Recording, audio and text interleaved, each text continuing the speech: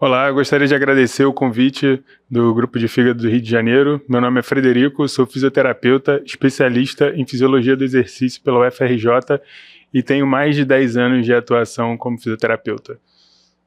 Eu sou Camila, sou médica e patologista, trabalho principalmente com transplante de fígado e hoje a gente está aqui para falar, a gente tentar chegar a uma conclusão sobre como a gente pode orientar o paciente hepatopata a fazer exercícios físicos. O nosso foco predominante vai ser a esteatose hepática, eu acho que é a doença talvez que mais se beneficie dos exercícios, então a gente na realidade vai começar com um caso clínico de uma paciente real de consultório, 35 anos, sexo feminino, casada, analista financeira, que tem uma história de um ganho progressivo de peso nos últimos 10 anos, por conta do estilo de vida. Ela é sedentária, consome uma grande quantidade de doces e refrigerante diariamente, pizza e outros alimentos processados nos finais de semana. E tem uma carga, um etilismo social, digamos assim, bastante esporádico, cerca de uma vez ao mês. Ela já tentou vencer esse sedentarismo algumas vezes, mas tentou aula de dança, circuito funcional, mas nunca consegue progredir muito nas atividades físicas, acaba desistindo, perdendo segmento. E recentemente ela fez alguns exames de rotina, tanto laboratoriais quanto de imagem, com identificação de uma esteatose hepática acentuada, além de uma dislipidemia e uma síndrome de resistência insulínica. Foi encaminhada pelo médico para um hepatologista que, após avaliação, descartou a presença de fibrose clinicamente importante. E ao exame físico, a gente tem uma paciente realmente com peso de 91,7, isso já dá a classifica num critério de obesidade grau 1 pelo IMC, e uma circunferência abdominal bastante avantajada, mostrando realmente um predomínio de gordura visceral bem importante. Então, assim, diante desse caso, como será que a gente pode orientar essa paciente, né, a partir do diagnóstico de esteatose hepática, de doença gordurosa? E será que a recomendação é a mesma para todos os pacientes? Será que a gente tem uma fórmula, algum padrão que a gente segue para todos os casos? Isso que a gente vai tentar apresentar e debater aqui. Só para introduzir, para a gente entender a importância desse tema, vale ressaltar que a doença hepática gordurosa, ela é a doença hepática mais comum no mundo, e no Brasil não é diferente, né? Estima-se que cerca de 30% da população brasileira seja portadora, né, dessa condição. E ela tem uma associação muito importante com outras comorbidades cardiovasculares relacionadas ao estilo de vida, como obesidade, diabetes, hipertensão, dislipidemia. Inclusive, ela é chamada como se fosse a expressão, a manifestação hepática da síndrome metabólica de tão próxima que é essa relação. E cerca de 70% dos pacientes diabéticos possuem gordura no fígado, né? Então, realmente é algo muito, muito importante. Então, só valendo aqui, não é o objetivo da aula, mas só lembrando da gente lembrar de esteatose quando estiver diante de um paciente com esses fatores de risco, lembrar de pedir exames de rastreio, incluir hepatograma na rotina laboratorial, ultrassonografia, enfim. Mas esse não é o nosso foco. Qual é a importância, então, da esteatose, né? Que ela é uma doença, a maior parte dos pacientes não vai ter uma evolução desfavorável, porém um grupo, algo em torno de 15% dos pacientes vai ter essa evolução da primeira para a segunda fase ali, né? Quando a gente tem aqui uma esteatose pura e simples, mas você pode evoluir com inflamação hepática, né? O estresse oxidativo importante ali, e isso que a gente chama de esteatohepatite, e isso, caso persista de forma muito prolongada, durante muitos anos sem tratamento, vai deixando sequelas no parênquima hepático, né? Já com áreas de fibrose, como a gente pode ver nesse corte. Em última instância, evolui para o desfecho desfavorável que a gente não quer, que seria a cirrose. E com isso, todas as suas complicações, risco de descompensação, risco de tumor, necessidade de transplante, enfim. Então, é uma doença que pode ser muito grave. E além disso, né, são doentes que têm risco cardiovascular muito elevado, justamente por conta dessas comorbidades. Então, a principal causa de morte nesses pacientes não é a doença hepática, é a doença cardiovascular, infarto, AVE, e a presença de esteatose aumenta muito o risco de ter doença arterial coronariana, né? Então, realmente é um paciente bem complexo. E quanto maior o grau de fibrose, né, de lesão do parênquima hepático, maior a chance de ter doença grave também cardiovascular. Além disso, também existe um risco aumentado de câncer. Não só o hepatocarcinoma, mas outros tumores, principalmente câncer coloretal, que está bem em alta, né, com alguns casos famosos recentemente tendo sido diagnosticados. Então, realmente é uma doença muito importante que a gente precisa tentar combatê-la de alguma maneira. O tratamento da esteatose, a gente quer tentar melhorar, né, reduzir essa quantidade de gordura no fígado, com isso reduzir a inflamação e, se possível, melhorar o que já houver de fibrose, de sequela nesse tecido. No entanto, o tratamento farmacológico com medicamentos é algo que ainda é muito frustrante. A gente não tem remédios específicos para o tratamento da esteatose, a gente extrapola algumas medicações de tratamento de diabetes, tratar resistência insulínica, e o que tem aprovado em literatura, assim, tem resultados muito frustrantes, né? Você acaba melhorando mais a inflamação, não tem nada tão efetivo para fibrose, então é um tratamento um pouco limitado do ponto de vista medicamentoso. Tanto é que ele acaba sendo restrito quando você tem confirmação de inflamação na biópsia, ou então casos já de fibrose mais avançada, né, pelo menos um grau acima de um grau 2 de fibrose, ou então com presença de comorbidades que aumentem a chance de progressão da doença, como diabetes e obesidade principalmente. Então, assim, as mudanças no estilo de vida, né, que são os fatores de risco que levam ao desenvolvimento da esteatose, são um pilar do tratamento. Então, e assim, a gente pode e deve recomendá-las para todos os pacientes que têm o diagnóstico de esteatose hepática e independentemente do grau de fibrose. Sim, isso é muito interessante porque assim, fica claro e evidente que não tem um medicamento específico que faça tudo isso. O medicamento, entre aspas, seria esse paciente mudar o estilo de vida dele completamente, né? Exatamente. Não tem tratamento melhor que esse para esses pacientes. E como é que a gente... o que isso pode trazer? Nosso objetivo é tentar fazer o paciente perder peso, né? Perder massa gorda principalmente. Então, a gente sabe que a perda ponderal, diversos estudos já mostraram isso, podem trazer uma melhora efetiva tanto da esteatose, da quantidade de gordura no tecido, no infiltração hepática de gordura, na inflamação que essa gordura causa e até da fibrose, né? É claro que quanto maior for essa perda, maior o benefício, mas a gente sabe que perdas acima de 3%, por exemplo, do peso inicial, que para um paciente de 100 quilos seriam 3 quilos, é bem pouco. No caso dessa paciente aí, seria até menos, né? Ela tem 91, sim, exatamente. seria menos de 3 seria até quilos. Menos de 3 quilos. Uma perda de 3% já consegue reduzir bastante a quantidade de gordura no fígado. Uma perda já de 5%, um pouquinho mais, já consegue reduzir bastante a inflamação, a balonização dos hepatócitos. Uma perda acima de 7, que aí seria o nosso objetivo, sempre que possível, pelo menos 7% de perda de peso corporal, a gente já consegue ter resolução da inflamação da esteatohepatite. Então isso é muito incrível, que realmente não é um percentual tão significativo. E acima de 10% de perda de peso corporal, a gente sabe que pode haver até resolução da fibrose. Então realmente é um caminho que está nas mãos do paciente que pode ser muito eficaz. É claro que às vezes a gente pode lançar mão de algumas estratégias, mas a mudança do estilo de vida realmente é muito importante para isso. Exatamente.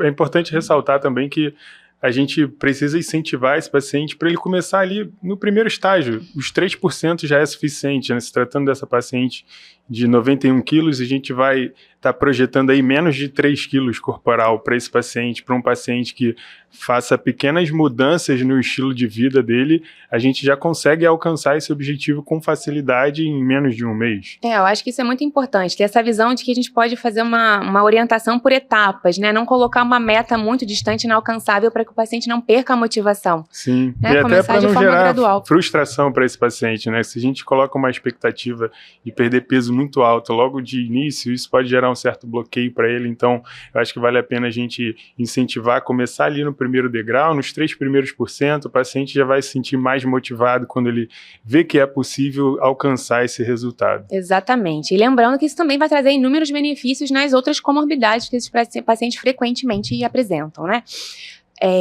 Então, assim, como é que essa mudança do estilo de vida? O que é? A gente tem basicamente 2 caminhos, né? A alimentação e a atividade física. Em relação à alimentação, não é o foco da nossa aula, a gente vai falar rapidamente aqui, mas o ideal é você conseguir fazer um déficit calórico, reduzir a ingestão calórica em pelo menos 500 a 1.000 quilocalorias por dia. A reduzir o consumo de carboidratos simples, refinados, aí, principalmente a frutose. A gente sabe que a frutose pode estimular a síntese de lipídios pelo parênquima hepático, agravar a esteatose de forma pior que os outros tipos de açúcar. E tentar focar numa dieta mediterrânea, maior consumo de alimentos integrais, grãos, gorduras insaturadas, né, fontes boas de gordura, peixe, menor carne vermelha, enfim. Reduzir o consumo de álcool sempre que possível, não existe dose segura, quanto menos melhor, se possível abstinência, não só pela inflamação hepática, mas também do ponto de vista calórico. O café, por outro lado, parece ter um efeito protetor, né, cerca de 3 a 4 xícaras ao dia parecem que tem bastante benefício no ponto de vista de inflamação hepática. Mas isso não é o nosso foco. Falando de atividade física, diversas sociedades de cardiologia, diabetes, endócrino, obesidade, a própria sociedade de hepatologia lançaram uma orientação conjunta, né, um posicionamento a respeito do que o paciente precisa ter para não ser sedentário, né? Então fala um pouquinho pra gente aí, Frederico. Exatamente, os guidelines recomendam 150 minutos por semana, né? Pelo menos 3 vezes por semana. Então, se a gente conseguir fracionar esses 150 minutos de segunda a sexta, a gente está falando aí de 30 minutos por dia. São metas alcançáveis para esse paciente, se tratando de uma atividade moderada. E respeitando sempre um intervalo máximo de no máximo 48 horas, né? Então, não ultrapassar mais do que 2 dias de repouso. E vale também a gente mostrar que tem uma outra possibilidade de uma atividade um pouco mais intensa, que requer um pouco mais de preparo cardiovascular, cardiorrespiratório desse paciente, e a gente pode estimular em 75 minutos por semana também. Então, a gente reduz um pouco essa carga horária pela atividade ser um pouco mais intensa. E como a gente pode classificar essa atividade, né, de moderada a intensa? A gente pode utilizar a tabela de Borg modificada, que a gente utiliza de 0 a 10, sendo 0 no completo repouso, sem cansaço nenhum, e 10 num cansaço extremo. Então, para atividade moderada, nesses 150 minutos por semana, a gente já pode classificar ali entre 4 e 6, e a gente coloca isso como parâmetro para o paciente, caso ele faça essa atividade sem supervisão. A gente pode disponibilizar essa tabela para esse paciente se guiar durante a atividade dele, e a gente ter esse marcador entre 4 e 6 para atividade moderada, e atividade intensa a gente classifica ali entre 7 e 8.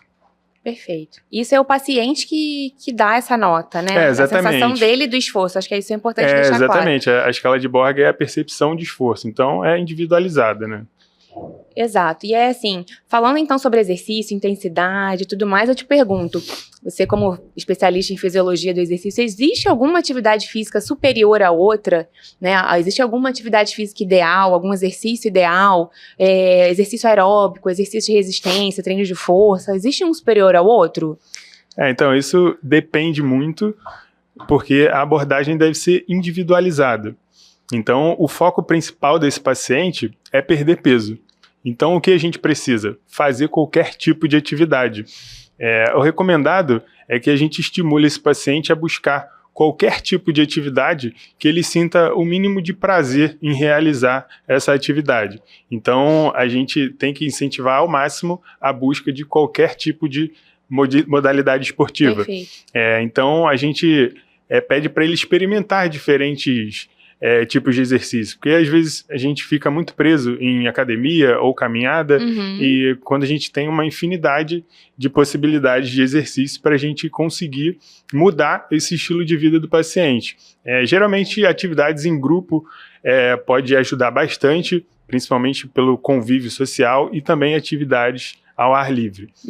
Vale ressaltar que existem 2 fatores determinantes ali para a gente indicar certas atividades ou não, que é o ponto de vista do preparo cardiovascular desse paciente e se esse paciente tem algum tipo de limitação articular, algum tipo de artrose, alguma outra coisa nesse sentido.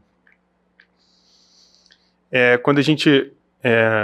atividades aeróbicas, geralmente é o recomendado pelos guidelines, de 150 minutos, mas a gente não precisa ficar preso aos exercícios aeróbicos. Que eles têm alguns benefícios, né, em relação ao exercício de resistência, né, que são exercícios que têm maior gasto calórico, podem melhorar o preparo cardiovascular do paciente, o que reduz o risco cardiovascular, que é algo que a gente quer para esses doentes. Exatamente, e os exercícios de resistência, né, o treinamento de força, a gente consegue como o treinamento diz, melhorar a força desse paciente, e geralmente esses pacientes costumam tolerar um pouco melhor esse tipo de exercício quando ele não tem um preparo cardiovascular adequado. E assim, do ponto de vista hepático, qualquer atividade física, seja aeróbica, seja treinamento de resistência, traz benefícios metabólicos, né, que eu acho que é o nosso objetivo, para além da perda de peso, consegue melhorar a esteatose, melhorar a inflamação hepática, reduz o estresse oxidativo, melhora a função mitocondrial, reduz a quantidade de gordura no fígado, fora a melhora de resistência insulínica, redução de colesterol LDL, melhor controle pressórico, muitos benefícios. Então, qualquer atividade física tem benefícios, pode ser colocada em prática. Então, a escolha realmente tem que ser feita de forma individualizada na preferência e capacidade do paciente. Perfeito. E é importante ressaltar que esses benefícios permanecem mesmo na ausência de perda ponderal significativa, desde que a gente consiga persistir por mais de 10 a 12 semanas aí de forma contínua. E também parece haver um potencial de modulação da microbiota intestinal favorável, menos inflamatória com a atividade física, então isso é muito importante. E acho que essa é a mensagem que fica, né? Qualquer atividade física, qualquer aumento da sua demanda, do seu gasto energético, vai trazer benefícios. Exatamente, basta ele deixar de ser sedentário que a gente já consegue ter alguns benefícios. Exatamente. Uma outra coisa importante é que com a pandemia, grande parte da população, a maioria, né, eu diria, ficou parado, ficou em casa, teve um aumento significativo do trabalho, né, do home office. Uhum. Então, consequentemente, isso aumentou esse tempo de inatividade dos pacientes. Então, é importante a gente orientar esses pacientes, que principalmente trabalham em home office ou muito tempo sentado, eles começarem a fazer intervalos a cada 30 minutos, levantar da cadeira, se movimentar, diminuir o tempo de tela, usar menos a televisão, o celular. Então, buscar aumentar o nível de atividade do dia a dia dele, tentar pegar mais escada em vez do elevador, se movimentar mais durante o dia. Né? Perfeito, ou seja, não é só praticar atividade física, né? Você tem que tentar ser mais ativo no total ao longo do dia, isso também traz benefícios. E só pra gente falar, então, do paciente com cirrose, às vezes existe uma lenda de que o paciente hepatopata crônico, já com doença avançada, não pode fazer atividade física, que isso pode ter problema, aumentar a hipertensão porta, aumenta o risco de descompensação, mas isso não é verdade. A atividade física tem se mostrado segura nesses pacientes. Claro que isso vai limitar um pouco mais a intensidade, talvez fazer uma intensidade leve a moderada, mas ela é segura. Inclusive, já tem estudos mostrando benefício com redução da hipertensão portal, que é algo muito benéfico, né? A gente tem, principalmente quando a gente tem perda de peso, o tecido adiposo produz leptina, a leptina está associada a uma piora de hipertensão portal, então reduzindo isso você consegue ter uma melhora. Existem estudos mostrando redução do risco de CHC, um paciente que é fisicamente ativo, né? Que é um tumor com prognóstico bastante difícil nesses pacientes, mesmo que o paciente não perca peso, então realmente é algo muito interessante. Fora a melhora da sarcopenia, né? Que é um grande medo que a gente tem no paciente cirrótico. Você sugeriria algum tipo de atividade física mais específica para esses casos? Exatamente. Nesse caso do paciente sarcopênico, a gente consegue melhorar bastante o quadro dele, principalmente relacionado à função desse paciente. Então, com treinamento de força, a gente ou exercício resistido, né, a gente já consegue ter benefícios com esse paciente, claro, respeitando a intensidade do exercício, sendo individualizado para cada um. E também vale ressaltar que esse paciente precisa estar com uma ingestão proteica adequada, né? Porque se a gente faz o treinamento e esse paciente não está com a alimentação adequada, isso faz com que a gente não tenha o benefício da atividade. Na verdade, até efeito contrário, né? Pode até agravar a sarcopenia. É bem importante a gente ressaltar isso aqui. E só voltando, então, rapidamente ao caso clínico de uma paciente jovem, com obesidade, já resistência insulínica, com uma esteatose hepática, né? Uma doença gordurosa hepática sem fibrose, né, ou seja, não é cirrótica, com diagnóstico recente. Caso você recebesse essa paciente encaminhada, como é que você orientaria atividade física e exercício para ela? Perfeito. Antes da gente indicar qualquer tipo de atividade, vale a gente conversar com o paciente e entender como é que funciona a rotina desse paciente, né? Quantos dias a gente consegue implementar uma atividade física ali para ela conseguir fazer nesse caso. Entender a rotina, exatamente, né? Vão ser 3 vezes na semana, 5 vezes na semana, então que seja o mínimo de 3, mas que a gente consiga iniciar com pelo menos 10 minutos, né? Iniciar de uma forma mais lenta e a gente fazer essa progressão paulatinamente.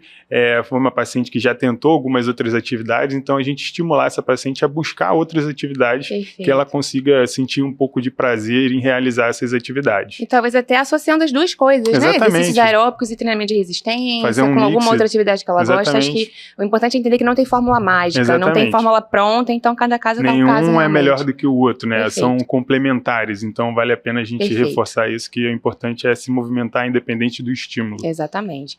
Então, assim, essa imagem aqui para fechar, eu acho que resume um pouco do que a gente falou, né? Eu acho que a doença hepática gordurosa é de um artigo super recente, uma revisão agora lançada em 2023. Eu acho que uma das poucas doenças do fígado propriamente que a gente tem à disposição a capacidade de cura, de resolução do quadro, de até prevenção sem remédio, né? Apenas de mudanças do estilo de vida. É claro que isso requer um grau alto de cooperação do paciente, de autorresponsabilidade, então é importante dividir essa responsabilidade com o paciente, mas é um caminho que dá muitos frutos, a gente colhe muitos frutos, se a gente conseguir seguir por ele, acho que cabe ao médico e, claro, o ideal é ter uma equipe multiprofissional com nutricionista, fisioterapeuta, educador físico, para que a gente consiga manter o paciente motivado a longo prazo, que é a nossa grande dificuldade, porque isso pode ser muito exatamente, importante. Com pequenas mudanças no estilo de vida desse paciente, a gente tem grandes benefícios no longo prazo. Exato. Né? Então, acho que essa é a mensagem, gente. Muito obrigada.